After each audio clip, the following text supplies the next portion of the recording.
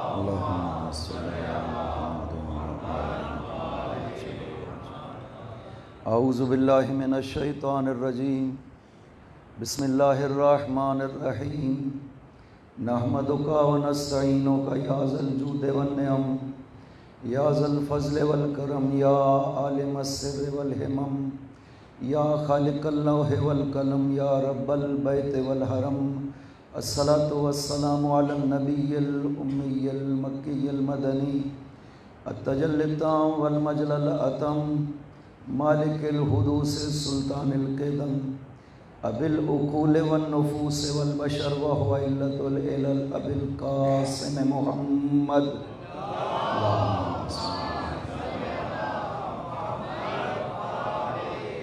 وعلى ابن عمه ووارث علمه وخلیفته سید الاولیاء والوصیین امیر المؤمنین وعلى السیدة المعصومة الجلیلہ التي هي جوہرة القدس من الکنز الخفی بدت فابدت عالیات الاحرف وائمة الغر بل ام ابیها سیما بقیت اللہ العظم فی الارضین روحی لہ الفدا وارواح العالمین ولعنت اللہ علی اعدائہم اجمعین.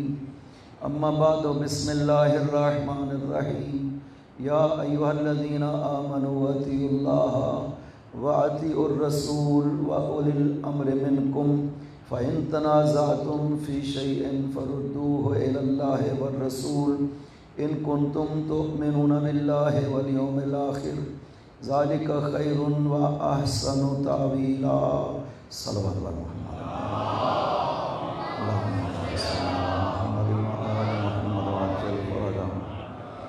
مجلس کا اہتمام جناب قاسم جعفری صاحب نے کیا ہے. آپ سے گزارش ہے ایک بار پھر ان کے والدین کے لیے اور باقی ان کے مرحومین کے لیے اور آپ کے مرحومین کے لیے ایک مرتبہ سورہ فاتحہ 3 مرتبہ سورہ توحید پڑھتے ہیں.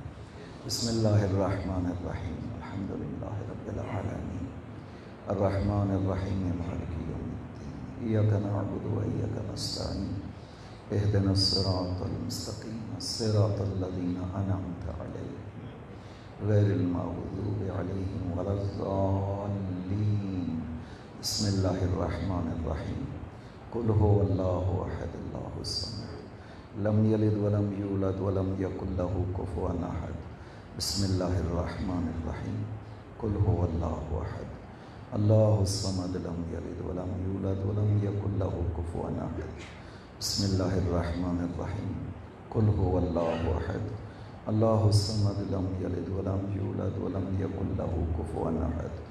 اللہم بحق زہرا و ابیہا و بالہا و بنیہا اغفر للمؤمنین والمؤمنات والمسلمین والمسلمات خصوصا منہم المقصوصین والمقصوصات بفضلک و رحمتک یا ارحم الراحمین. صلوات پر محمد. اللہم صلی علی محمد و آل محمد. سورہ نساء کی آیت نمبر 59 ہے. خداوند عظیم نے ارشاد فرمایا یا ایھا الذین آمنوا اطیعوا اللہ واطیعوا الرسول واولی الامر منکم. اے صاحب ایمان آپ پر واجب ہے اطاعت کریں اللہ کی اور اس کے رسول کی اور جو تم میں سے اولی الامر ہیں.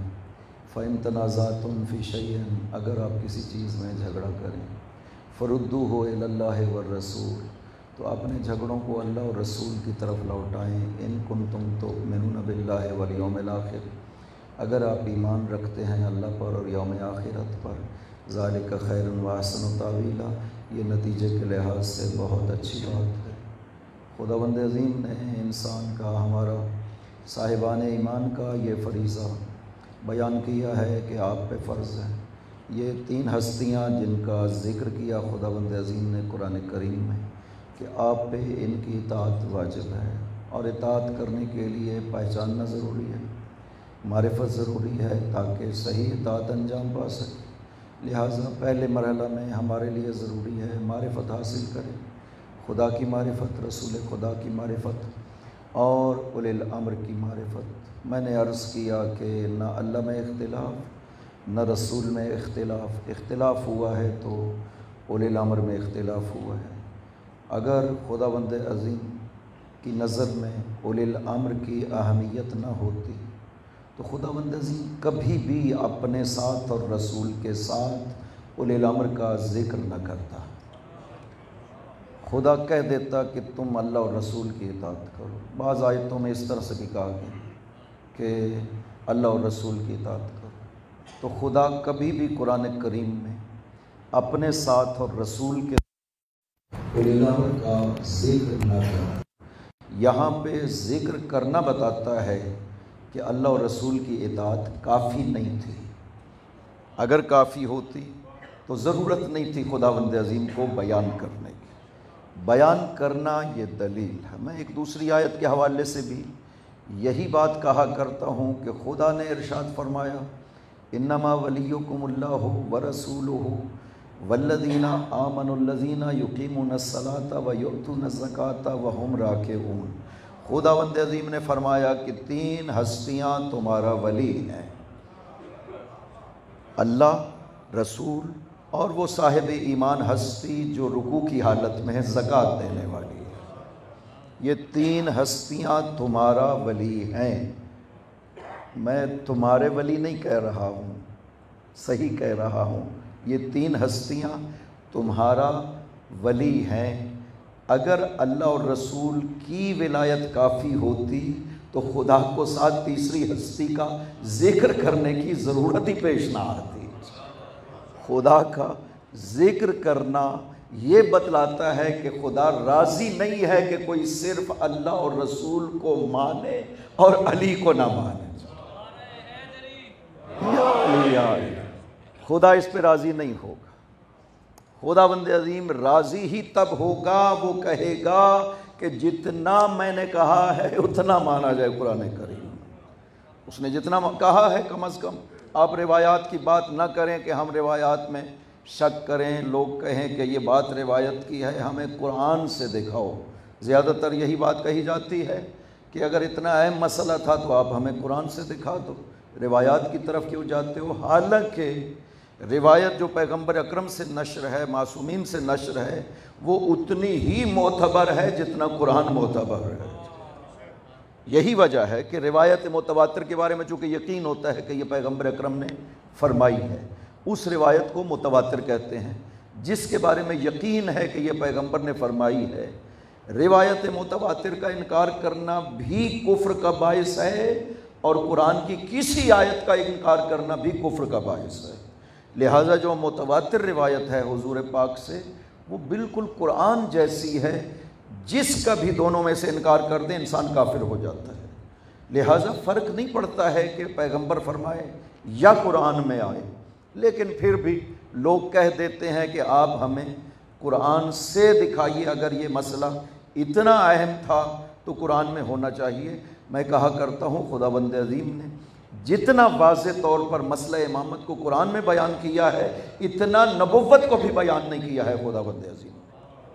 نبوت اور رسالت کے کہیں شرائط خداوند عظیم نے قرآن میں ذکر نہیں کیے کہ یہ شرطیں ہونی چاہیے تب کوئی نبی یا رسول بن سکتا ہے، لیکن امام کے لیے خداوند عظیم نے ساری شرطیں ذکر کی ہیں کہ یہ شرائط ہوں تو امام بن سکتا ہے، ورنہ امام نہیں بن سکتا ہے۔ اور ہم قرآن کی روح سے ہمارا یہ عقیدہ ہے، یہ نظریہ ہے کہ منصب امامت جو خداوند عظیم نے قرار دیا ہے، یہ نبوت و رسالت کے منصب سے افضل منصب ہے۔ پاک پیغمبر چونکہ نبی بھی تھے، رسول بھی تھے اور امام بھی تھے، لہٰذا وہ علی الاطلاق پوری کائنات سے افضل ہیں۔ کوئی بھی ہو اس کائنات میں، اولو العزم انبیاء ہوں یا ائمہ طاہرین، پاک پیغمبر سب سے افضل ہیں بعد از خدا۔ پاک پیغمبر جیسا اس کائنات میں کوئی بھی نہیں ہے، اس لیے کہ آپ نبی بھی تھے، رسول بھی تھے اور امام بھی تھے، سارے منصب الہی ذات پیغمبر میں جمع تھے، لہذا پیغمبر اکرم علی الاطلاق پوری کائنات پہ افضل ہے۔ باقی منصب امامت افضل ترین مناصب الہیہ میں سے منصب ہے۔ خدا نے بہت سے منصب بشر کو عطا کی ہے، ان میں سے ایک نبوت ہے، رسالت ہے، پھر امامت ہے، اور اس کے علاوہ بھی کچھ اور منصب ہیں۔ جو خدا نے عطا کیے ہیں جو بیان کرتے رہتے ہیں، اور میں بھی اشارہ کروں گا کہ اور بھی منصب ہیں جو خدا نے، کل بھی ایک منصب کی طرف میں نے اشارہ کیا تھا کہ خدا نے جو بشر کو عطا کیے ہیں، لہٰذا امامت افضل ترین منصب ہے۔ اور اس کی سب سے بڑی دلیل حضرت ابراہیم کی وہ آیت ہے جس میں حضرت ابراہیم کو امامت دینے کا خدا نے اعلان فرمایا ہے۔ یہ سورہ بقرہ کی 124 نمبر آیت ہے۔ خداوند عظیم نے کہا کہ ہم نے ابراہیم سے بہت سے انعام لیے، امتحانات لیے، اور سب امتحانات میں جب کامیاب ٹھہرے تو خدا نے فرمایا انی جاعلک للناس اماما، ابراہیم میں تمہیں لوگوں کا امام بنا رہا ہوں۔ قال ومن ذریتی، ابراہیم نے عرض کیا بار الہ، یہ امامت کا منصب میری ذریت میں باقی رکھنا۔ خداوند عظیم نے ارشاد فرمایا کہ درست ہے، میں تیری بات مان لیتا ہوں، لیکن لا ینال عہد الظالمین، یہ میرا منصب ہے جو ظالمین کو نہیں مل سکے گا۔ یہ حضرت ابراہیم کو کب ملی؟ اس آیت کے حوالے سے ابھی چونکہ گفتگو نہیں ہے، میں صرف اشارہ کرنا چاہتا ہوں کہ ہم سمجھتے کیا ہیں، ائمہ نے فرمایا کیا ہے۔ اس آیت میں ہم نے قرآنی دلیلوں سے ثابت کیا ہے کہ امامت سے مراد امامت ہی ہے، نبوت نہیں ہے۔ اگرچہ برادران سب کہتے ہیں کہ نبوت مراد ہے، ابراہیم کو خدا نے نبوت عطا کی تو یہ کہا، لیکن ایسی بات نہیں ہے۔ قرآن کی روح سے ثابت ہے کہ یہ امامت ہے، الگ منصب ہے جو ابراہیم کو عمر کے آخری حصے میں عطا کیا گیا ہے۔ جب آزمائشیں ہو گئیں، حتیٰ بیٹے کو ذبح کرنے کے معاملے سے بھی آزمائش ہو گئی، ساری آزمائشوں کے بعد جب وہ کامیاب ٹھہرے تو خدا نے کہا کہ میں آپ کو امام بنا رہا ہوں۔ یہاں پہ ایک حدیث ہے امام جعفر صادق علیہ الصلوۃ والسلام، اللہم صلی علی محمد و آل محمد وعجل فرجہ، کہ حضرت نے ارشاد فرمایا کہ اتخذ اللہ ابراہیم رسولا نبیا قبل ان یتخذہ رسولا، خدا نے ابراہیم کو پہلے نبی بنایا رسول بنانے سے پہلے، پھر اتخذہ رسولا قبل ان یتخذہ خلیلا، اور اس کو خلیل بنانے سے پہلے رسول بنایا، پھر اس کو اتخذہ خلیلا قبل ان یتخذہ اماما، اور امام بنانے سے پہلے خداوند عظیم نے اسے خلیل بنایا۔ تو یہ سارے منصب خداوند عظیم نے ابراہیم کو عطا کر دیے تھے۔ ان مناصب کے دینے کے بعد خدا نے جب امتحان لیے اور امتحانوں میں کامیاب ٹھہرے تو تب خداوند عظیم نے منصب امامت عطا کیا ابراہیم کو۔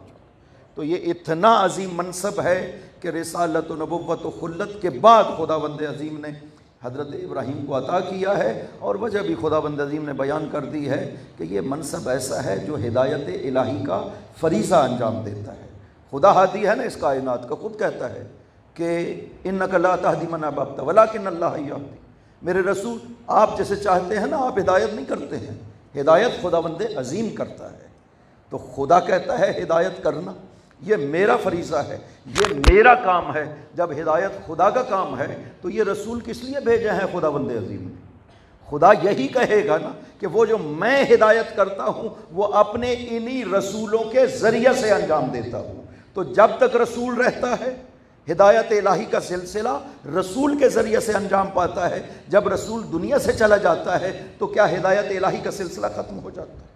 یا ان لوگوں کو زیادہ حق تھا کہ انہیں ہدایت کی جاتی اللہ کی طرف سے جو پیغمبر کے دور میں موجود تھے، اور جو بعد میں آنے والے لوگ ہیں انہیں کوئی حق نہیں پہنچتا کہ خدا کی طرف سے ان کی ہدایت کا بندوبست ہونا چاہیے۔ لہٰذا خدا نے سلسلہ ہدایت کو باقی رکھا ہے امامت کی شکل میں۔ امامت یعنی ہدایت کرنا امر الہی کے ذریعہ سے۔ تو چونکہ یہ کائنات میں سلسلہ باقی رہنے والا تھا، اس لیے حضرت ابراہیم نے دعا بھی مانگی ہے تو صرف امامت کی مانگی ہے، نہ نبوت کی مانگی کہ میری نسل میں باقی رکھنا، نہ رسالت کی مانگی کہ میری نسل میں باقی رکھنا۔ دعا مانگی ہے تو امامت کے لیے مانگی، چونکہ ابراہیم کو پتا تھا نبوت اور رسالت کا باب بند ہو جائے گا، جو قیامت تک کے لیے باقی رہنا ہے وہ سلسلہ امامت کو باقی رہنا ہے، سلسلہ ہدایت کو باقی رہنا ہے۔ لہذا خدا نے کہا وَجَعَلَهَا كَلِمَةً بَاقِيَةً فِي عَقِبِهِ، خدا نے اس ہدایت الہی کا سلسلہ نسل ابراہیم میں باقی رکھ دیا۔ قیامت تک کے لیے خدا نے نسل ابراہیم میں یہ سلسلہ ہدایت الہی باقی رکھا ہے۔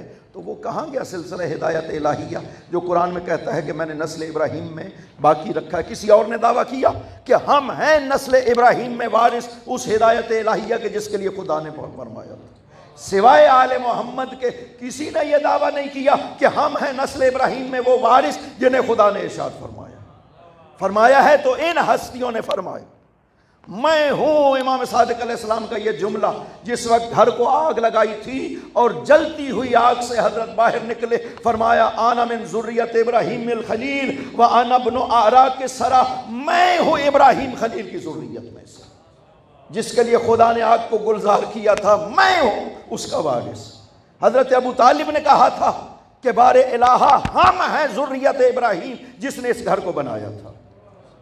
سید الساجدین نے جب آ کر کے کعبہ کو خطاب کیا تھا انہوں نے فرمایا تھا کہ ہم ہیں اس کے وارث۔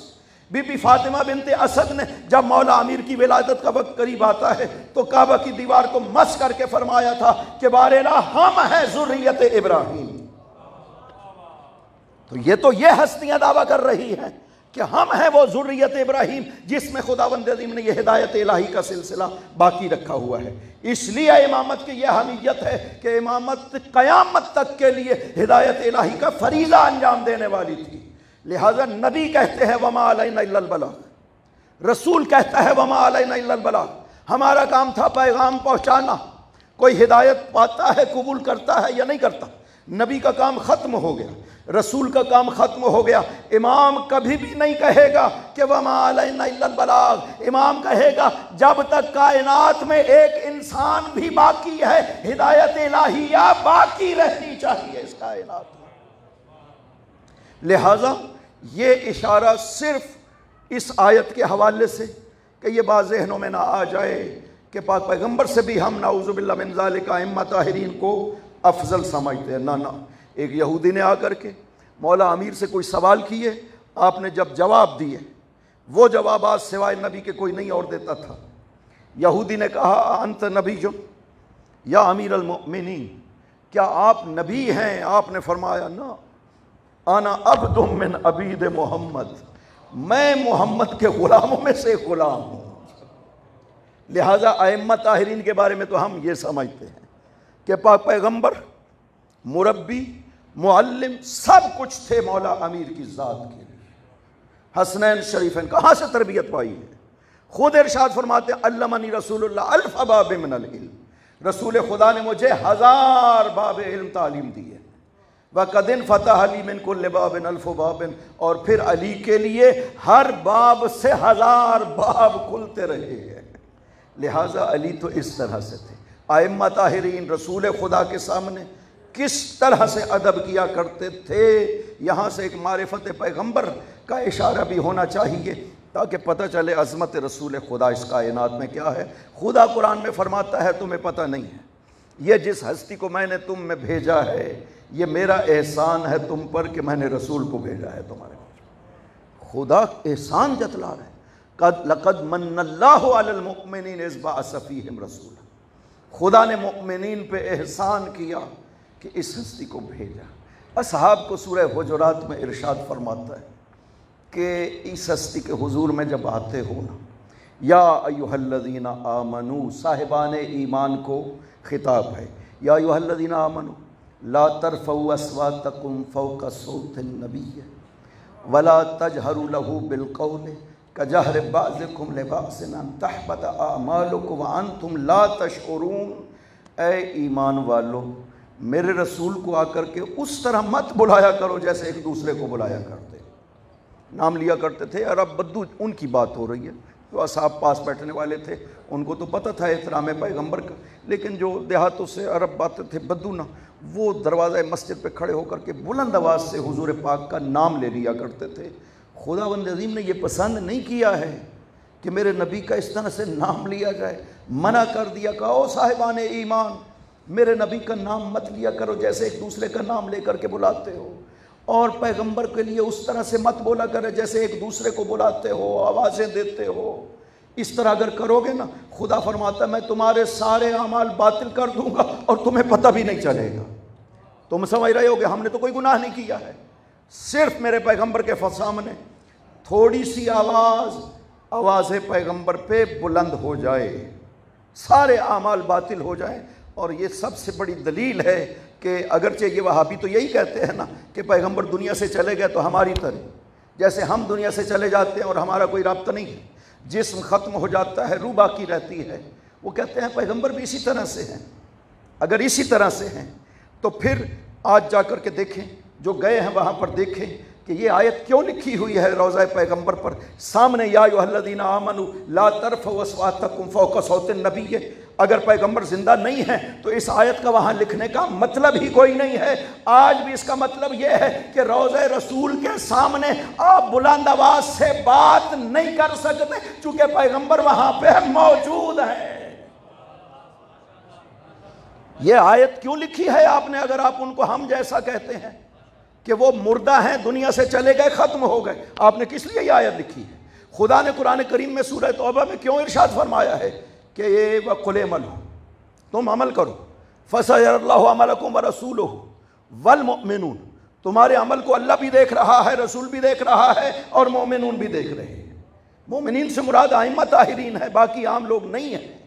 खुदा फरमाता है तुम अमल करो, तुम्हारे अमल को, ये किसको फरमाया है? सिर्फ उनको जो पैगंबर के सामने मौजूद थे, कि जब पैगंबर हयात थे वहाँ पर सिर्फ उनके लिए थी आयत, या ना ये क़यामत तक के लिए खुदा फरमा रहा है, क्योंकि अपने बारे में भी साथ कह रहा है, यानी उसी एक लफ्ज़ के साथ फरमाया मैं देख रहा हूँ, नबी और मोमिनून। ये नहीं कि तीनों के लिए अलग अलग कहा, अल्लाह देख रहा है, नबी देख रहा है, मोमिनून देख रहे हैं, ये नहीं फरमाया, एक ही लफ्ज़ के साथ फरमाया तुम्हारे अमल को अल्लाह देख रहा है, रसूल और मोमिनून। ये सारी हस्तियां खुदा कह रहा है देख रहे हैं तुम्हारे अमल को। अगर क़यामत तक के आने वाले मुसलमानों के लिए पैगंबर नबी हैं, रसूल हैं, तो ये आयत सबको शामिल होगी। लिहाजा हमें भी खुदा का खिताब है कि तुम्हारे अमल को अल्लाह देख रहा है, रसूल देख रहा है और आइम्मा देख रहे हैं। इसका मतलब है उनका दुनिया से जाना हमारी तरह नहीं होता, वो रहे या ना रहे उसी तरह शाहिद है कायनात के, जैसे मौजूद होते हुए शाहिद हुआ करते हैं कायनात के। खुदा ने इस तरह से करार दिया है, न दुनिया में आना हम जैसा, न दुनिया में रहना हम जैसा, न दुनिया से जाना हम जैसा। खुदावंद अजीम ने उनको जो अज़मतें करार दी उसका अंदाज़ा नहीं किया जा सकता। दो पहलू होते हैं नबी में और इमाम में। एक पहलू होता है जिसमें हमारे साथ वो रब्त रखते हैं, हमारे साथ रहते हैं, इस दुनिया में उनका बर्ताव होता है लोगों के साथ। एक पहलू ये है। दूसरा पहलू नबी और इमाम में वो होता है जिसमें वो खुदा से रब्त रखते हैं। वो जो खुदा से रब्त का पहलू है वो आलम गैब है, उसको हम ना इदराक कर सकते हैं, ना हमारी सलाहियत है उसे इदराक करने की। एक शख्स ने आकर के सैयदुश्शुहदा से अर्ज़ किया, यब्न रसूलिल्लाह, अपने बारे में मुझे मारिफत अता फरमाए, अपनी हकीकत मुझे बयान फरमाए। आपने फरमाया इन्नका ला तुतीको, तुम इसकी कुदरत नहीं रखते हो। फरमाया नहीं मौला, आप इरशाद फरमाएं। हजरत ने अपनी हकीकत के हवाले से एक जुमला इरशाद फरमाया, इब यज़र रअसुल शख्स रजुल व लहयतुहु, एक जुमला सुनते ही सर और दाढ़ी वहीं पे सफ़ेद हो गई उस शख्स की। हजरत ने इरशाद फरमाया अदरकत हो रहमतुल्लाह, ये रहमत खुदा इसके शामिल हाल हो गई कि ये बच गया, वरना बर्दाश्त ना कर सकता, वहीं पे मर जाता। वो पहलू जो नबी का और इमाम का जिसमें वो खुदा से रब्त करता है, उसका हमें क्या इदराक? पाक पैगंबर पे वही नाजिल होती है। इस तरह से पसीने पेशानी से कतरे नमूदार हो जाते, सर झुकता है, इतना झुकता है कि सीने से ये ठोड़ी लग जाती, इस तरह झुक जाते। एक शख्स ने आकर के सवाल किया इमाम जाफर सादिक अलैहिस्सलाम, अल्लाहुम्मा सल्ली अला मुहम्मद यब्न रसूलिल्लाह, ये पैगंबर की वही की जो कैफियत हमें बयान की गई है, ये कब तारी होती थी? जब जिब्राईल आप पर वही लेकर के आते थे तब तारी होती थी। आपने इरशाद फरमाया कि ना, जिब्राईल का इतना मकाम और जुर्रत कहाँ कि पैगंबर पे इस तरह वही नाजिल करे। जिब्राईल तो आता था مسجد کے دروازے پہ کھڑا ہو جاتا تھا، اجازت طلب کرتا تھا، وہی لے کر کے آیا ہے، خدا کا پیغام لے کر کے آیا ہے، لیکن بغیر اجازت پیغمبر کے مسجد میں قدم بھی نہیں رکھتا تھا جبرائیل۔ یہ باب جبرائیل کس لیے بنا ہوا ہے مسجد میں، مسجد نبوی میں؟ یہ اسی خاطر ہے کہ یہاں پہ جبرائیل ٹھہرا رہتا تھا، جب پیغمبر اذن دیں گے تب میں داخل ہوں گا اور وہی پیش کروں گا۔ وہ بھی کیسے؟ حضرت فرماتے ہیں جب داخل ہوتا تھا کانا یجلس بین یدیہ قودۃ العبید، پھر حضرت کے سامنے اس طرح جا کر بیٹھتا تھا جیسے غلام اپنے آقا کے سامنے بیٹھا کرتا ہے۔ اس کو احساس تھا، جبرائیل کو پتہ تھا مقام پیغمبر کیا۔ یہ حدیث قصہ جو آپ پڑھتے ہیں روزانہ، اس میں وہ جملے آپ کو معلوم نہیں ہیں کہ جب پنجتن پاک چادر کے نیچے کے سا کے نیچے آ گئے، جبرائیل نے خداوند عظیم سے اجازت طلبی، خداوندہ مجھے اجازت ہے کہ میں بھی چلا جاؤں، شامل ہو جاؤں۔ خدا نے فرمایا میری طرف سے اجازت ہے، جاؤ شامل ہو جاؤ۔ وہاں سے اجازت مل جاتی ہے، لیکن آ کر کے پیغمبر سے اجازت طلب کرتا ہے، یا رسول اللہ مجھے اجازت ہے کہ میں بھی شامل ہو جاؤں۔ کہہ سکتا تھا نا یا رسول اللہ مجھے خدا نے اجازت دے دی میں بھی آ گیا ہوں، بس نہ، ادب پیغمبر مقام پیغمبر ہے کہ آ کر کے عرض کیا بار الہ خدا نے مجھے اجازت دے دی، یا رسول اللہ آپ بھی اجازت دیتے ہیں کہ میں شامل ہو جاؤں؟ اجازت دی تب شامل ہوئے۔ یہ مقام رسول خدا ہے، کسی کو سوائے آل محمد کے عظمت پیغمبر کا ذرہ برابر بھی احساس نہیں تھا۔ یہ جو ساری تعلیمات قرآن میں دی گئی ہیں کہ آپ آتے ہیں بیٹھتے ہیں گپے لگانا شروع کر دیتے ہیں، میرا نبی تمہیں کچھ نہیں کہہ سکتا لیکن میں تو کہہ سکتا، اٹھ جایا کرو فوراً، میرے نبی کو تکلیف ہوتی ہے زیادہ دیر بیٹھے رہتے۔ یہ ساری تعلیمات خدا کس لیے دے رہا ہے؟ اس لیے کہ وہ مقام پیغمبر کا احساس ہی نہیں تھا۔ احساس کنے تھا عظمت پیغمبر کا؟ صرف آل محمد کو۔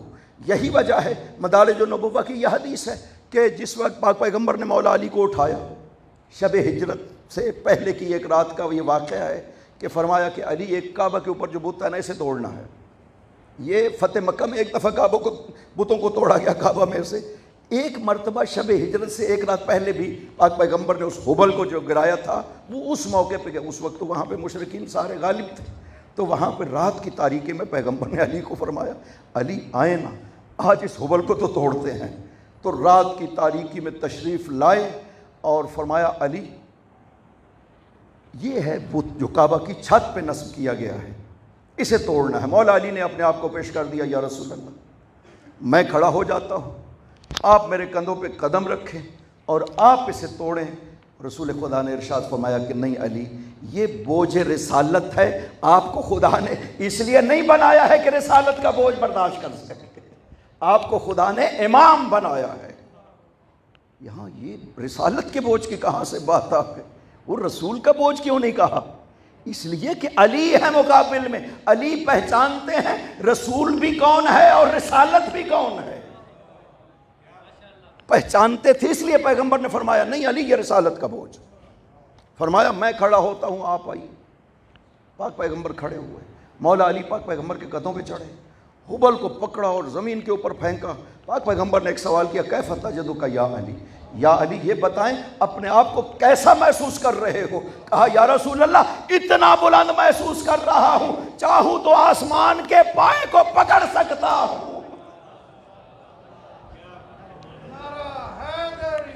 یا علی یا علی، یہ معرفت پیغمبر کسی کو حاصل نہیں تھی۔ ایک شخص ہے ابو ہارون مکفوف، صحابی ہے امام جعفر صادق علیہ الصلوۃ والسلام، اللہم صلی علی محمد و آل محمد وعجل فرجہ۔ حضرت کی خدمت میں چند دن نہ آیا، تو جب آیا تو حضرت نے پوچھا کہ ابو ہارون آئے نہیں تھے۔ اس نے عرض کیا یا رسول اللہ خدا نے مجھے بیٹا دیا، میں مصروف رہا۔ آپ نے فرمایا کیا نام رکھا ہے؟ اس نے عرض کیا یا رسول اللہ اس کا نام میں نے محمد رکھا ہے، یبن رسول اللہ اس کا نام میں نے محمد رکھا ہے۔ آپ نے جب سنا نا تو 3 مرتبہ اتنا جھکے کے قریب تھا پیشانی زمین پہ لگ جائے۔ فرمایا اس نام مقدس پہ میں قربان، میرے ماں باپ قربان، تمام اہل زمین قربان، تمام اہل آسمان قربان۔ جس گھر میں یہ نام ہوتا ہے رحمت خدا صبح بھی برستی ہے شام بھی برستی ہے۔ اس نام کا خوب لحاظ کرنا، اس بچے کو کبھی نہ ڈانٹنا، کبھی نہ مارنا، کبھی نہ گالی دینا۔ کیوں؟ اس کا نام تم نے وہ رکھا ہے جو پیغمبر اکرم کا نام ہے۔ اس نام کا معنی جانتے ہیں؟ وہ ہستی جس کی بہت زیادہ حمد کی جائے۔ خداوند عظیم نے پیغمبر کو یہ نام عطا کیا ہے، یعنی میں محمود ہوں، وَأَنْتَ محمد۔ محمود یعنی جس کی تعریف کی جائے، سادہ سی بات، جس کی تعریف کی جائے۔ محمد یعنی جس کی بہت زیادہ تعریف کی جائے۔ اب اس کا مطلب یہ تو نہیں کہ پیغمبر خدا سے افضل ہو گئے، کہ وہ خالی محمود جس کی تعریف حمد کی جائے، اور یہ محمد جس کی بہت زیادہ حمد کی جائے۔ نہ، خداوند عظیم نے اپنا فضل و کرم اور مقامات اور فضیلتیں جو پیغمبر کو عطا کی ہیں، وہ اس نام کے ذریعے سے دنیا کو بتانا چاہتا ہے خدا، کہ اس کائنات میں واحد ہستی جس کے لیے خدا بھی یہ کہہ رہا ہے کہ اس کی جتنی تعریفیں کی جائیں تم اس کی حقیقت کو کبھی بھی نہیں پا سکتے ہو۔ کتنی عظمتیں ہیں، آپ کو احساس ہی نہیں ہے۔ لہذا کہا لَقَدْ مَنَّ اللَّهُ عَلَى الْمُؤْمِنِينَ، میں نے بڑا احسان کیا آپ کے اوپر۔ اب سوال یہ ہے کہ یہ ہے پیغمبر اکرم، یہ ہے وہ ہستی جو دنیا سے جا رہی ہے، اس کے لیے چاہیے جانشین جو اس کی جگہ پر بیٹھ سکے۔ کیسا ہونا چاہیے؟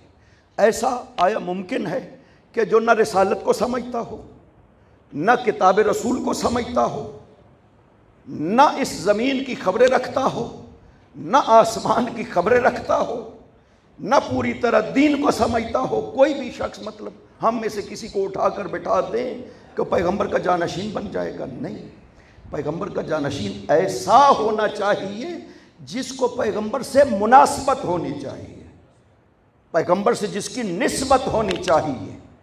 بڑی عقلی بات ہے، اس یہودی نے، حضرت ہارون کی اولاد سے تھا، آ کر کے دربار خلافت میں یہ کہا تھا کہ میں اسلام کے بارے میں تحقیق کرنے آیا ہوں، اگر ٹھیک لگا تو میں قبول کر لوں گا۔ آپ جانشین رسول ہیں؟ انہوں نے کہا کہ میں جانشین رسول۔ اس نے کہا میں نے حضرت ہارون اپنے جد کے ہاتھ سے لکھا ہوا کتاب میں یہ پڑھا ہے کہ نبی کا جانشین وہی بنتا ہے جو نبی کے بعد رسالت رسول اور کتاب رسول کو سب سے زیادہ جاننے والا ہو۔ آپ کیا کتاب خدا کو اور امر رسالت کو سب سے زیادہ جانتے ہیں؟ انہوں نے فرمایا نہیں۔ اگر یہ پوچھنا چاہتے ہو علیک بذالک الفتح، تو مسجد میں کونے میں علی بیٹھے ہوئے تھے، فرمایا اگر یہ پوچھنا چاہتے ہو تو اس جوان کے پاس جاؤ جو مسجد کے کونے میں بیٹھا ہوا ہے۔ یہودی نے پوچھا کہ وہ کون ہے؟ کہا کہ انہ ابن ام الرسول زوج ابنتہ و ابو ابنہ انہ علی ابن ابی طالب، یہ رسول کے چچا کا بیٹا ہے، رسول کی بیٹی کا شوہر ہے، رسول کے بیٹوں کا باپ ہے، یہ علی ابن ابی طالب ہے، اس سے جا کر کے پوچھا۔ جو تم پوچھنا چاہتے ہو وہ اس کے پاس، یعنی کتاب پیغمبر اور رسالت پیغمبر سب سے زیادہ اس امت میں اگر کوئی جانتا ہے تو علی جانتا ہے، اور کوئی نہیں جانتا ہے۔ وہ جانشین پیغمبر ہونا چاہیے، اور نہیں کوئی بن سکتا، پیغمبر کی جگہ پہ نہیں بیٹھ سکتا ہے۔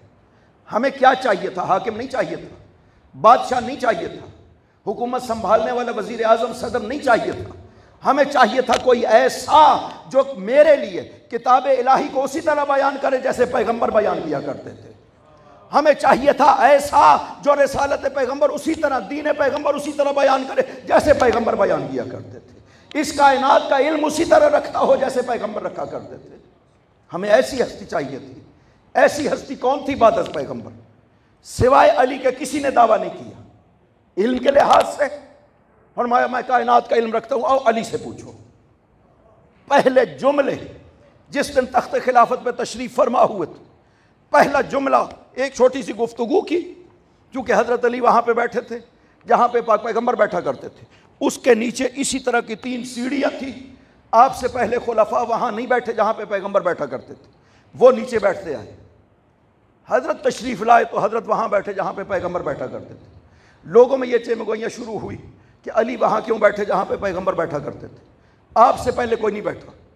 آپ نے ارشاد فرمایا سمعت رسول اللہ یقول، میں نے رسول خدا کو یہ فرماتے ہوئے سنا ہے، من قام مقامی ولم یعمل بعملی کبہ اللہ علی من خرہ فی النار، جو میری جگہ پہ بیٹھتا ہے اور مجھ جیسا عمل نہیں کرتا، خدا اسے منہ کے بل جہنم میں ڈالے گا۔ انا العامل بعمل رسول اللہ والممتثل لحکم رسول اللہ، ساری زندگی علی نے وہی عمل انجام دیا ہے جو پیغمبر انجام دیا کرتا۔ اسی حکم کو پورا کیا ہے جو پیغمبر نے فرمایا ہے۔ پیغمبر نے کہا علی اس بستر پہ سونا ہے۔ علی نے عرض کیا میرے سونے سے آپ کی جان بچ جائے گی؟ فرمایا ہاں علی بچ جائے گی، میں جا رہا ہوں، آپ کو سونا ہے۔ علی نے پہلا سجدہ شکر تاریخ کا تب کیا جب جان پیغمبر کے لیے اپنے آپ کو پیش کیا۔ علی یا علی یا علی، علی نے ہمیشہ وہی کیا جو پیغمبر نے حکم دیا۔ علی یہ علم ہے، جاؤ جنگ کرو۔ علی نے نہیں پوچھا کہ یا رسول اللہ مقابل میں کون، لے کر کے چلے گئے مقابل میں کوئی بھی ہو، بلکہ رسول نے فرمایا یا علی انہو عمرو بن عبد ود۔ جنگ خندق میں جب وہ آیا نا، ہر بار علی اٹھے، پیغمبر نے تیسری مرتبہ جب کہا اور علی اٹھے، فرمایا یا علی انہو عمرو بن عبد ود، یہ عمر ہے۔ فرمایا انا علی ابن ابی طالب، اگر وہ عمر ہے تو میں علی ابن ابی طالب ہوں۔ یا علی یا علی، لہذا کہا انا الممتثل لحکم رسول اللہ، ساری زندگی جو حکم پیغمبر تھا علی وہی انجام دیتے رہے۔ پیغمبر نے فرمایا جب غزوہ ذات السلاسل کے لیے بھیجا نا پاک پیغمبر نے، یہ روشتی پیغمبر اکرم جو ہے نا موقع دیا کرتے تھے ہر کسی کو کہ یہ کوئی صرف علی کی ذمہ داری تھوڑی ہے، کوئی اور بھی جانا چاہے تو چلا جائے، کل یہ نہ کہے کہ مجھے موقع ملتا تو میں بھی یہی کام کرتا جو علی نے کیا تھا۔ وہاں خندق میں بھی بار بار حضرت نے پوچھا، خیبر تو آپ جانتے ہی ہے کہ 40 دن تک مسلسل بھیجتے رہے، علی کو نہیں بھیجا تھا، پہلے علی ادھر ہی تھے، مدینہ میں نہیں تھے۔ یہ اگرچہ ہمارے اسٹیجوں سے بعض دفعہ پڑھا جاتا ہے کہ علی مدینہ میں تھے، نہیں، علی صرف غزوہ تبوک میں جو ہے مدینہ میں چھوڑا تھا پیغمبر اکرم کو، وہ بھی فضیلتوں کے اظہار کے لیے، ورنہ وہیں پہ ادھر تھے، نہیں بلایا پاک پیغمبر نے، کہا دوسروں کو موقع دینا چاہیے، دیکھنا چاہیے کہ یہ کیا کرتے ہیں۔ اسی طرح غزوہ ذات السلاسل بہت بڑی جنگ تھی، 12,000 ایسے افراد مشرک جنہوں نے یہ آپس میں عہد باندھا تھا کہ ہم مدینہ پہ یلغار کریں گے اور ختم کر دیں گے سب کچھ۔ خدا نے جبرائیل کو بھیجا کہ میرے رسول لشکر بھیجو، وہاں پہ یہ وادی ذات السلاسل ہے، وادی رمل بھی اسے کہتے ہیں، وہاں پہ ایک جنگل ہے، وہاں پہ یہ جمع ہے، آپ ایک لشکر بھیجیے، ان کا قلع کما ہو جائے۔ پاک پیغمبر نے پہلے ایک بزرگ کو بھیجا 4,000 کا لشکر دے کر، وہ واپس آ گئے، وہ داخل ہی نہیں ہوئے اس وادی میں، پھر دوسرے کو بھیجا، پھر وہ بھی واپس آ گئے، اور جبرائیل نازل ہوئے کہ یا رسول اللہ خدا فرماتا ہے کہ علی کو بھیجے اس جنگ کے، علی کو بھیجو۔ علی تشریف لے گئے، فتح کے ساتھ واپس آئے، اور وہی صورت عادیات نازل ہوئی۔ اس عظمت کے لیے وہ مقام جو علی نے اس جنگ میں حاصل کیا تھا، پیغمبر نے اس کا خوب اظہار فرمایا۔ خدا نے یہ صورت نازل کر دی، پیغمبر استقبال علی کے لیے مدینہ سے 3 میل باہر تشریف لے گئے تھے، سارے اصحاب کو بھی ساتھ لیا کہ چلو علی کا استقبال کرتے ہیں، فتح پا کر کے واپس آ رہے ہیں۔ اس جنگ کے بارے میں ہے کہ خیبر کے بعد سب سے بڑی فتح جو ہے وہ یہی غزوہ ذات السلاسل ہے۔ تو پاک پیغمبر نے کہا کہ جو مجھے علی کے آنے کی خوشخبری دے گا میں اسے جنت کی بشارت دیتا ہوں۔ کتنی بڑی بات ہے، صرف علی کے آنے کی خوشخبری مجھے دو، میں تمہیں جنت کی بشارت دیتا ہوں۔ صحابی بڑے غور سے دیکھتے رہے، ایک صحابی دوڑتے ہوئے آیا، عرض کیا یا رسول اللہ میں گرد و غبار دیکھ رہا ہوں، مجھے پتہ چل گیا کہ علی آ رہے ہیں۔ دور سے جب علی نے دیکھا نا کہ پیغمبر میرے استقبال کے لیے آئے ہیں، سواری سے اترے اور دوڑے علی، اور آ کر کے پیغمبر کے قدموں پہ گر گئے، بوسے دیے پیغمبر کے قدموں کے۔ یہ وہ مجاہد اسلام کہ جس نے اسلام کو اس طرح سے قیام عطا کیا اپنی تلوار کے ذریعے سے، جس پہ فخر پیغمبر نے بھی کیا، خدا نے بھی کیا ہے۔ یہ جنگ ہی میں خداوند عظیم نے خیبر میں فرمایا تھا کہ علی وہ ہستی ہے جس سے میں بھی محبت کرتا ہوں، میرا رسول بھی محبت کرتا ہے۔ علی وہ ہے جس نے یہ کمالات کیے ہیں، لیکن جب پیغمبر کو دیکھتے ہیں کہ میرے استقبال کے لیے آئے ہیں، آ کر کے قدموں پہ گر جاتے ہیں اور قدموں کے بوسے لیتے ہیں تاکہ پتہ چلے کہ عظمت پیغمبر کیا ہے۔ پیغمبر نے اٹھا کر کے علی کو سینے سے لگایا، پیشانی کا بوسہ لیا، ارشاد فرمایا یا علی لولا ان اخاف علی امتی ان تقول فیک ما قالت النصارى فی عیسی ابن مریم، علی اگر مجھے اپنی امت کا خوف نہ ہوتا کہ تیرے بارے میں وہی کہیں گے جو عیسائیوں نے عیسیٰ کے بارے میں کہا تھا، تو آج تیری ایسی فضیلتیں بیان کرتا، تو جہاں سے گزرتا تیرے قدموں کی مٹی کو تبرک بنا لیتے لوگ۔ یہ عظمتیں تھیں جو کہتے تھے انا الممتثل لحکم رسول اللہ. ساری زندگی وہی انجام دیا جو پیغمبر نے حکم دیا. فرماتے ہیں کنت اتبع اتباع الفصیل اسرا امہ، ہمیشہ پیغمبر کے قدم پہ قدم رکھ کے چلا ہوں. کبھی بھی علی کسی اور راستے پہ نہیں چلا جس پہ پیغمبر نہ چلے. کھانے تک میں پابند رہے پوری زندگی. جب سوید بن غفلہ نے حکومت کے دنوں میں دیکھا کہ علی جو ہے جو روٹی کھا رہے ہیں جو کی خشک روٹی اور اس کے اوپر اس کے چھلکے بھی لگے ہوئے ہیں، تو سوید نے فضہ سے کہا کہ فضہ دیکھو علی بوڑھے ہو گئے، کیوں نہیں علی کے کھانے کا خیال کرتے تم لوگ؟ کہا تشریف فرمائیں، خود پوچھ لیں. اپنے اس روٹی کو بھی مہر لگا کر کے رکھتے ہیں. سوید نے پوچھا مولا کیوں نہیں گندم کی روٹی کھاتے؟ رو پڑے، کہا میرا بھائی 3 دن تک بھوکا رہتا تھا، کبھی میرے بھائی نے گندم کی روٹی نہیں کھائی پیٹ بھر کے. علی کیسے پیٹ بھر کے کھانا کھا سکتا؟ علی تو وہی کرتا ہے زندگی میں جو میرا بھائی کرتا تھا. جیسے اس نے زندگی بسر کی علی ویسے کرتا ہے. خداوند عظیم نے جن ہستیوں کو اس کا جانشین بنایا ہے پیغمبر کا، وہ کیسی ہونی چاہیے. لہٰذا وہاں بیٹھ کر کے فرمایا ساری زندگی وہی کیا جو انہوں نے فرمایا. ان کے حکم کے اوپر علی ہمیشہ عمل کرتا رہا ہے. یہ جب ذہن صاف کر لیا پھر ارشاد فرمایا. اس طرح بیٹھے تھے یہ پورے ایک ایک کس انداز میں تشریف لائے، کس طرح ممبر پہ بیٹھے، ہاتھ کہاں پہ قرار دیے. فشبک بین اصابعہ، اس طرح سے انگلیوں کو ایک دوسرے میں دیا. فجعلہما تحت جوفہ، یہاں پہ رکھا، اور پہلا جملہ ارشاد فرمایا سلونی سلونی قبل ان تفقدوا، آؤ جو پوچھنا ہے علی سے پوچھو. اس لیے کہ معیار نیابت نبی علم ہے.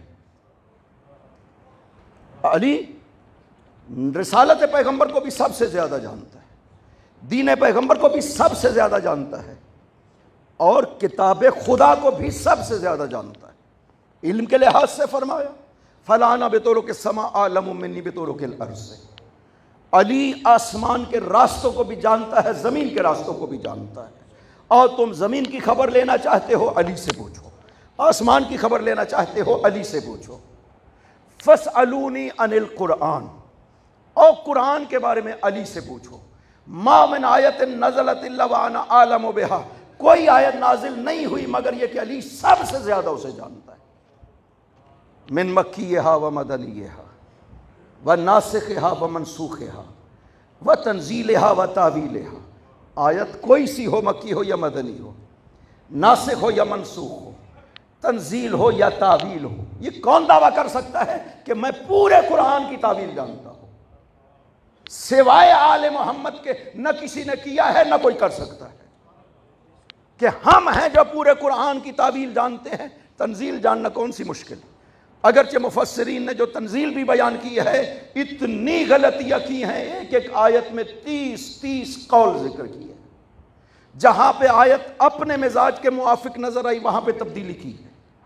میں اسی آیت کے بارے میں آپ کو مثال ذکر کرتا ہوں. یہ 59 نمبر آیت سورہ النساء کی. یا ایھا الذین آمنوا اطیعوا اللہ واطیعوا الرسول واولی الامر منکم. یہ سادہ سے لفظ ہے، ایمان والو اطاعت کرو اللہ کی اور اطاعت کرو اس کے رسول کی اور جو تم میں سے اولی الامر ہیں. یہ سادہ سے لفظ ہے. یہ چونکہ اپنے مزاج کے موافق نہیں تھے، اس میں کتنی تبدیلیاں کی گئی. فخر رازی کی تفسیر اٹھا کر کے دیکھیں. اطیعوا اللہ یعنی اتبعوا، اطیعوا کو بدل دیا اتبعوا سے، حالانکہ دونوں میں بہت فرق ہے. اللہ کو بدل دیا کتاب اللہ سے، رسولہ کو بدل دیا سنت رسول سے. ایک نئی آیت بنا دی جو خدا نے نہیں فرمائی. یعنی آیت کہہ رہی ہے اتبعوا کتاب اللہ و سنت رسول، تم اتباع کرو اللہ کی کتاب کی اور سنت رسول کی. خدا نے یہ نہیں فرمایا. اگر خدا نے یہ فرمانا ہوتا تو وہ اس طرح کہتا. اسے بھی یہ عربی آتی تھی جو آپ کو آتی ہے. اس نے کیوں کہا اطیعوا؟ وہ تو اتبعوا نہیں کہہ رہا. اتبعوا کا مطلب ہوتا ہے فعل میں، عمل میں کسی کے پیچھے چلنا. آپ کے سامنے کوئی عمل انجام دے رہا ہو، آپ اس جیسا عمل انجام دیں، اسے اتباع کہا جاتا ہے۔ خدا نے اپنے لیے اتباع کی بات نہیں کی ہے۔ ایک آیت میں کہا ہے فاتبعونی ھذا الصراط مستقیم، میری اتباع کرو، یہ صراط مستقیم ہے، لیکن اس سے مراد جو ہے وہ سورہ یاسین میں بیان کر دیا ہے۔ اتبعونی کا مطلب یہی صراط مستقیم کے اتباع کرنا ہے۔ لہذا خدا کی اتباع کیسے کر سکتے ہیں؟ ہمارے سامنے کوئی عمل انجام دے، ہم اس جیسا عمل کریں، اسے اتباع کہا جاتا ہے۔ خدا نے ہمارے سامنے کبھی کوئی عمل انجام دینا ہے کہ ہم کہیں کہ میں خدا کی اتباع کر رہا ہوں، یا کسی مسلمان نے آج تک کہا ہو کہ میں خدا کی اتباع کر رہا ہوں؟ فخر رازی یہ سمجھتا تھا، اس لیے اس نے اتبعوا اللہ نہیں کہا، اتبعوا کتاب اللہ کہا ہے۔ اللہ کی کتاب کی اتباع، کتاب کی بھی اتباع نہیں ہوتی ہے۔ خدا تو کہہ رہا ہے اطیعوا، اطاعت کا مطلب ہوتا ہے کوئی کچھ فرمائے زبان سے، آپ اس کے مطابق عمل انجام دے، اسے اطاعت کہا جاتا ہے۔ اب خدا پتہ چلا کہ خدا رسولہ کے بعد اولی الامر کیوں کہہ رہا ہے؟ اس لیے کہ جب تک زبان پیغمبر تم میں باقی ہے وہ فرماتی رہے گی، اطاعت ہوتی رہے گی۔ جب پیغمبر دنیا سے چلے گئے، کوئی زبان مثل زبان پیغمبر ہونی چاہیے کہ وہ فرمائے اور تم اطاعت انجام دو اس کی۔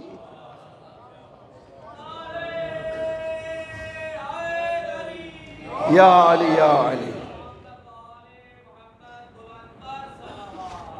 اللہم صلی علی محمد و آل محمد وعجل فرجہم۔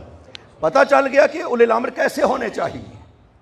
جن کو خداوند عظیم رسول کے ساتھ کہہ رہا ہے ان کی اتباع کرو، ان کی اطاعت کرو، مقرون ملا دیا خداوند عظیم نے اولی الامر کو رسول اور اللہ کے ساتھ، اپنے آت کے ساتھ اور رسول کے ساتھ، کہ جیسے میری اطاعت واجب ہے اسی طرح رسول کی بھی اور اسی طرح اولی الامر کی بھی، اور کوئی فرق نہیں ہے، لفظ الگ ہو لفظ ایک ہو، وہ کوئی فرق نہیں پڑتا ہے۔ قرآن میں ہر طرف سے استعمال کیا ہے خداوند عظیم نے، لہذا اولی الامر کی پہچان تو خود آیت میں لفظوں پہ غور کرنے سے پتہ چل جاتا ہے کہ اولی الامر کیسے ہونے چاہیے، نہ کہ ہماری مرضی کی ہم خدا کو پیش کر دیں، خداوندہ ہم میں سے جو بہتر تھے ہم نے یہ انتخاب کر لیا، تو بھی انہیں قبول فرما۔ ہم خدا کو پیش نہیں کر سکتے، خدا نے جو پیش کیا ہے انہیں ماننا ہمارا فریضہ ہے، نہ کہ ہم بنائیں اور خدا کو پیش کر دیں۔ خدایا ہم نے یہ بنائے ہیں، تو بھی اسے قبول فرما۔ ایسا کوئی قانون نہیں ہے خداوند عظیم کا، کوئی اصول نہیں ہے خداوند عظیم کا کہ کسی امت کو اختیار دیا ہو کہ تم بناؤ، تمہارا بنایا ہوا مجھے قبول ہے۔ فرمایا نہیں، میں بناؤں گا۔ جتنے بھی منصب قرآن میں ذکر کیے فرمایا میں بناتا ہوں، نبی میں بناتا ہوں، رسول میں بناتا ہوں، خلیفہ میں بناتا ہوں، شریک کار پیغمبر میں بناتا ہوں، ولی میں بناتا ہوں، سب کہتا ہے میں بناتا ہوں، کسی کو کوئی اختیار نہیں ہے۔ پیغمبر نے خود بھی فیصلہ فرما دیا۔ تاریخ کامل، تاریخ تبری، سیرہ ابن ہشام، سیرہ ابن کثیر سب میں موجود ہے کہ پاک پیغمبر ابتدائی بعثت میں تشریف لے جائے۔ وقت بہت ہو رہا ہے، میں اس کو ختم کروں گا، اس بات کو اصل جس آیت کے حوالے سے جو گفتگو تھی وہ نہیں شروع ہو سکی۔ پاک پیغمبر تشریف لے جاتے ہیں ابتدائی بعثت میں، مختلف خیمے لگے ہوتے تھے قبیلوں کے، حج کے موقع پہ مینا میں جا کر کے اپنے آپ کو پیش کرتے تھے، میں اللہ کا نبی ہوں، مجھے قبول کرو۔ ایک بہت بڑا قبیلہ بنی عامر ابن ساسا ان کا نام ہے، یہ عرب کا بہت بڑا قبیلہ اور دلیر قبیلہ تھا۔ حضرت اس کے کیمپ میں تشریف لے گئے اور اس کا جو سربراہ تھا بحیرہ ابن فراس، اس نے دیکھا دور سے آتے ہوئے، اس نے پہچان لیا کہ یہ مستقبل میں بڑی ہستی بننے والے ہیں۔ اس نے ساتھیوں سے کہا اگر اس جوان پہ میں کنٹرول پا لوں تو پورے عرب کو کھا جاؤں گا، پورے عرب کی حاکمیت مجھے حاصل ہو جائے گی اگر اس جوان پہ تسلط پا لوں۔ پاک پیغمبر نے جا کے ارشاد فرمایا مجھے خدا نے رسول بنا کر کے بھیجا ہے، مجھے مانو، رسول اور اللہ کی وحدانیت کا اعتراف کرو۔ بحیرہ نے سوال کیا، کہا کہ لو ظاہرناک، اگر ہم آپ کی مدد کریں اور آپ کو غلبہ حاصل ہو جائے عرب پہ، حل کان لنا الامر بعدک، کیا آپ کے بعد آپ کا یہ منصب ہمیں مل سکتا ہے؟ آپ کی جانشینی آپ کے بعد ہمیں مل سکتی ہے؟ چونکہ ہم نے آپ کا ساتھ دینا ہے، اس میں قربانیاں ہوں گی، مشکلات ہوں گی، ہم سب سہ لیں گے، غلبہ ہماری وجہ سے آپ کو حاصل ہو جائے گا، لہذا آپ کی جانشینی ہمیں ملنی چاہیے۔ پاک پیغمبر کو ضرورت تھی اس وقت مدد کی، کہہ سکتے تھے کہ جب موقع آئے گا مل بیٹھ کے طے کر لیں گے، بات کر لیں گے، کوئی جواب تو اس طرح کا دیا جا سکتا تھا۔ پاک پیغمبر نے کوئی ایسا وعدہ نہیں کیا۔ فرمایا الامر الی اللہ یضعہ حیث یشاء، یہ میرا اختیار ہی نہیں ہے کہ میرا جانشین کون بنے گا، یہ اللہ کا اختیار ہے، جسے چاہے گا بنائے گا جانشین محمد۔ یا علی یا علی، یہ فیصلہ پہلے دن ہو گیا تھا۔ اللہم صلی علی محمد و آل محمد وعجل فرجہم، یہ فیصلہ پہلے دن سے ہو گیا تھا کہ پیغمبر کا جانشین کیسا ہونا چاہیے۔ بنانا کس کا اختیار ہے؟ کہا میرا اختیار ہی نہیں، خداوند کا اختیار ہے، جسے چاہے گا بنائے گا۔ جب پیغمبر جیسی ہستی کو اختیار نہیں ہے تو کسی اور کے بارے میں کیسا تصور کیا جا سکتا ہے کہ جانشین پیغمبر بنا لیا جائے، اعلان کر لیا جائے، خدا کو پیش کر دیا جائے؟ کچھ بھی نہیں ایسا ہو سکتا۔ جانشینی یہ نبوت و رسالت ہے، معمولی بات نہیں ہے، چونکہ رسول دنیا سے گئے ہیں، رسالت دنیا سے نہیں گئی ہے، رسالت باقی ہے۔ کوئی ہونا چاہیے جو رسالت پیغمبر کو بیان کر سکے، ہمارے لیے رسالت پیغمبر کو ثابت کر سکے کفار کے لیے۔ یہ سوائے آل محمد کے کسی نے نہیں کیا ہے۔ رسالت پیغمبر بھی جہاں پہ شبہ کیا گیا، ثابت کرنی پڑی، وہاں پہ آل محمد نے کیا ہے، کوئی اور نہیں کر سکتا تھا۔ زیادہ سے زیادہ جتنا علم حاصل کیا وہ علمی دلیل دے سکتے تھے، لیکن جہاں پہ رسالت کو الہی طور پہ ثابت کرنا پڑتا ہے، سوائے آل محمد کے کسی میں یہ قدرت نہیں تھی کہ الہی اس بات کر سکے رسالت پیغمبر کا۔ پاک پیغمبر دنیا سے تشریف لے جاتے ہیں، لوگوں کو کہا لوگوں، خدا فرماتا ہے میری نبوت اور رسالت کا اگر اجر دینا چاہتے ہو میری آل سے مودت کرنا، یہ کہہ کر کے دنیا سے تشریف لے جاتے ہیں۔ امت پیغمبر نے آل محمد سے مودت کا کیسا حق ادا کیا ہے؟ تصور دیکھیں، سید الساجدین کے اس خطبہ کو سنیں جو مدینہ کے باہر ارشاد فرمایا تھا۔ فرمایا لوگو ہم وہ ہیں جن کی مودت کے لیے خدا نے حکم دیا تھا۔ یہ مودت کا حکم دینے کے بعد اتنی دشمنی کی گئی۔ اگر خدا کہتا نا کہ ہمارے ساتھ دشمنی کرنا، تب بھی اتنا ظلم نہ کر سکتے جتنا اب کیا گیا ہے۔ کتنا ظلم کیا گیا۔ معصوم ارشاد فرماتے ہیں البکاؤن خمستن، 5 ہستیاں ہیں جو کائنات میں بہت روئی ہیں۔ آدم روئے جنت کے فراق پر، یعقوب روئے یوسف پر، یوسف روئے یعقوب پر، 40 سال مسلسل یہ نبی روئے، تب یہ دنیا میں سب سے زیادہ رونے والے بنے ہیں۔ یہ 3۔ چوتھی ہستی جو اس کائنات میں بہت روئی ہے بنت محمد، پیغمبر کی بیٹی ہے جو بہت روئی ہے۔ 5ویں ہستی سید الساجدین، جو اس کائنات میں بہت زیادہ روئے ہیں نا، وہ سید الساجدین۔ میں ایک سوال کیا کرتا ہوں مسلمانوں، مجھے بتاؤ، یہ نبی روئے 40 سال، سید الساجدین روئے 34.5 سال، تب کہا گیا کہ یہ کائنات میں سب سے زیادہ رونے والے ہیں۔ لیکن جانتے ہو نبی کی بیٹی کتنا عرصہ روئی ہے؟ صرف 95 دن۔ یعنی نبی کی بیٹی کا 95 دن کا رونا 40 سال کے رونے کے برابر ہو گیا۔ کیا ہوا نبی کی بیٹی کے ساتھ کہ بابا سے عرض کیا بابا صبت علیہ مصائب، بابا مجھ پہ بڑی مصیبتیں آئیں، لو انہا صبت علی الایام سرنا لیالی، اگر دنوں پہ آتی تو سیاہ راتوں میں بدل جاتا۔ یہ تو ابھی تب ہے جب ابھی حسین شہید نہیں ہوئے۔ سیدہ کا رونا ختم نہ ہوا کہ سیدہ دنیا سے چلی گئی، رونا ختم ہو گیا، نہ اصل رونا تو تب ہی شروع ہوا جب حسین شہید ہوئے۔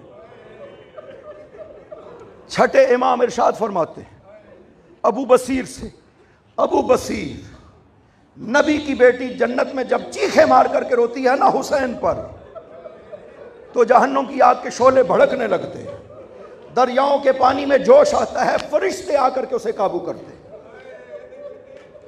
کتنا روتی ہے نبی کی بیٹی جنت میں کہ کائنات میں ایک زلزلہ پیدا ہو جاتا ہے۔ فرمایا الا تسعدوا فاطمہ، ابو بصیر تم فاطمہ کی مدد نہیں کرو گے؟ فرمایا جب تم روتے ہو فاطمہ کے دل کو ڈھارس بنتی ہے۔ چونکہ بابا سے پوچھا تھا، جب کہا ہم سب دنیا میں نہیں ہوں گے جب حسین مارا جائے گا، پوچھا تھا بابا میں یبکی ہے، یہ تو بتائیں میرے حسین پہ روئے گا کون؟ فرمایا وہ قوم جو محبت کرے گی ان سے، ان کے جوان جوانوں پہ روئیں گے، ان کی عورتیں عورتوں پہ روئیں گے۔ ابو بصیر جب تم روتے ہو تمہارے آنسو نکلتے ہیں، زہرا کے دل کو ٹھنڈک پہنچتی ہے۔ الا تسعدوا فاطمہ، تم فاطمہ کی مدد نہیں کرو گے؟ زہرا ایک جگہ نہیں روتی ہے کہ کربلا روضہ حسین پہ چلی جائے، علی کی حسین کی ماں، اور وہاں پہ جا کر کے گریہ کرے، نہ ہر اس جگہ جاتی ہے جہاں سے حسین کا سر گزرا ہے۔ ماں ہر اس جگہ جا کر کے روتی ہے۔ حلب کا راہب بیان کرتا ہے، آج یہ زیارت موجود ہے حلب میں، یہ راہب بیان کرتا ہے کہ میں نے دیکھا ایک رات میرے چرچ کے نیچے، کلیسا کے نیچے سے زمین سے نور بلند ہو رہا ہے آسمان کی طرف۔ میں نے جھانکا، میں نے دیکھا کہ کچھ بیویاں ہیں جو قیدی ہیں اور کچھ سر ہیں جو نیزوں پہ ہیں۔ میں نیچے اترا، جا کر کے سپاہیوں سے پوچھا سپاہیوں کون ہو، کس کو مارا ہے؟ کہا ہم یزید کے سپاہی ہیں، یزید کا باغی تھا، کربلا میں اسے قتل کیا ہے۔ یہ اس باغی کی بہنیں اور بیٹیاں ہیں جنہیں قیدی بنا کر یزید کے پاس لے جا رہے ہیں۔ راہب کہتا میں نے دیکھا ایک سر سے نور ہے جو آسمان تک بلند ہو رہا ہے۔ میں نے کہا سپاہیوں یہ رات کے لیے سر مجھے دے دو۔ نہیں دے رہے تھے، 10,000 درہم دیے اور سر مظلوم لیا، لایا اپنے کلیسا میں، سر کو دھویا، تشت میں رکھا اور سامنے دو زانو ہو کر کے بیٹھا، سوال کیا انی عالم انک ولی اللہ، میں جانتا ہوں تو ولی خدا ہے، کلمنی میرے ساتھ بات کرو، مجھے بتاؤ تمہارے ساتھ ہوا کیا ہے؟ سر کے لب ہلے، کہا انا الحسین ابن فاطمہ بنت محمد، میں محمد کی بیٹی فاطمہ کا بیٹا حسین ہوں، مجھے شط فرات پہ مارا گیا، میری بہنوں کے خیموں کو لوٹا گیا، میری بہنوں کی چادروں کو لوٹا گیا، پھر میری بہنوں کو قیدی بنایا گیا۔ راہب کہتا میں نے کہا مجھے کلمہ پڑھاؤ، مجھے کلمہ پڑھایا، میں نے کلمہ پڑھا، میں سر سے باتیں کرتا رہا، سو گیا۔ میں نے خواب میں دیکھا کہ میرے کلیسا میں آسمان سے نور کی عماریاں اتر رہی ہیں۔ پہلی عماری اتری، اس سے ایک بزرگ نکلے، ہاتف نے آواز دی یہ آدم ہے۔ دوسری عماری سے جو بزرگ نکلے، ہاتف نے آواز دی یہ نوح نبی خدا ہے، ابراہیم خلیل، موسیٰ کلیم، عیسیٰ روح اللہ۔ ایک اور بزرگ ہستی اتری، ہاتف نے آواز دی یہ مظلوم کا نانا محمد ہے۔ میں نے دیکھا کمر جھکی ہوئی تھی۔ آخری عماری اتری، اس سے کالے برقعے والی مستور اتری، جب باہر قدم رکھا زمین پہ گر گئی، پھر اٹھ کر کے ایک قدم اٹھایا پھر گر گئی۔ نبی آگے بڑھے، ہاتف نے آواز دی یہ مظلوم کی ماں ہے۔ نبی آگے بڑھے، بیٹی کے ہاتھ کو پکڑا، لے کر کے گئے وہاں پر جہاں پر مظلوم کا سر رکھا ہوا تھا، اور حسین کی ماں نے اپنے آپ کو سر پہ گرا کر ایک جملہ کہا بنیا قتلوک عطشانا، او میرے حسین تجھے پیاسا مارا گیا، اجرکم علی اللہ۔